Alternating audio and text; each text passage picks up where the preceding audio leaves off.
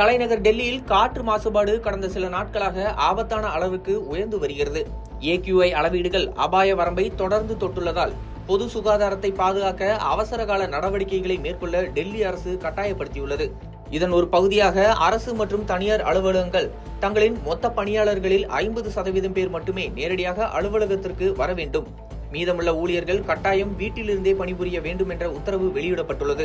அரசு அலுவலகங்கள் இதனை மிக கடுமையாக பின்பற்ற வேண்டும் என்பதோடு அவசர பணிகள் அல்லது பொது பயன்பாட்டு சேவைகள் மேற்கொள்ள வேண்டிய சூழலில் மட்டுமே கூடுதல் பணியாளர்களை நேரடியாக அழைக்க அனுமதி அளிக்கப்பட்டுள்ளது.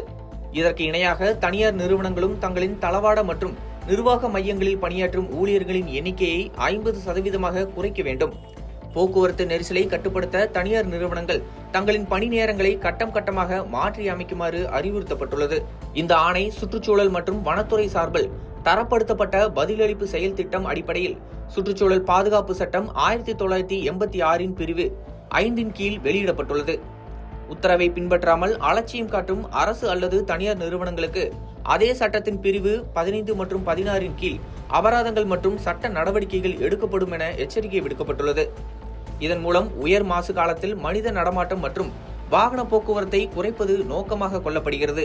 இந்த நிலையில் அத்தியாவசிய சேவை துறைகளுக்கான விலக்கு தொடர்கிறது.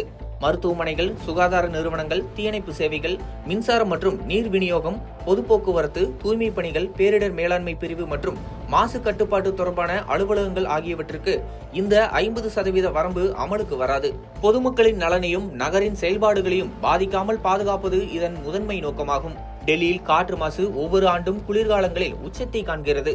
தொழிற்சாலை நச்சு, வாகன தீவிர போக்குவரத்து, புறநகர் விவசாய எரிப்பு மற்றும் வானிலை மாசை அடக்கிவிடும் நிலைகள் ஆகியவை இணைந்து AQI அளவுகளை அபாயத்துக்கு தூண்டுகிறது. இதை கருத்தில் கொண்டு மக்கள் அத்தியாவசியமற்ற பயணங்களை தவிர்க்கவும், முகக்கவசம் பயன்படுத்தவும், வீட்டுக்குள் காற்று சுத்திகரிப்பு சாதனங்களை பயன்படுத்தவும் அரசு மீண்டும் நினைவுபடுத்தியுள்ளது.